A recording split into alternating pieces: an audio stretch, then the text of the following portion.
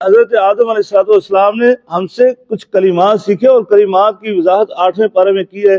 قال ربنا ظلمنا انفسنا وان لم تغفر لنا وترحمنا لنكونن من الخاسرین. اللہ تبارک تعالیٰ نے یہ دعائیہ کلمات جو سکھائے تھے ان کا ذکر کیا ہے 8ویں پارے کے اندر بالکل آغاز میں، کہ یہ دعائیہ کلمات تھے جو انہوں نے مانگے تھے اور اللہ تعالیٰ نے ان کی دعا قبول کی. یہ یہاں پر ایک کلمہ، ایک حرف دکھا دیں کہ جس میں انہوں نے کوئی واسطہ وسیلہ دیا تھا ان کا جن کا تم نام لے رہے ہو. یہ سید عبد القادر جیلانی رحمۃ اللہ علیہ کا. حضرت ابراہیم کی باری آتی ہے تو کہا یا نار کونی بردا قلنا، اللہ کہتا ہے ہم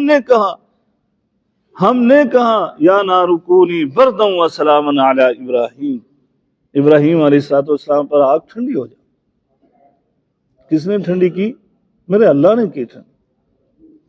حضرت یونس علیہ السلام کے متعلق اللہ قرآن میں کہتا ہے للبث فی بطنہ الی یوم یبعثون، کہ وہ قیامت تک رہتے اس مچھلی کے پیٹ میں. کیوں؟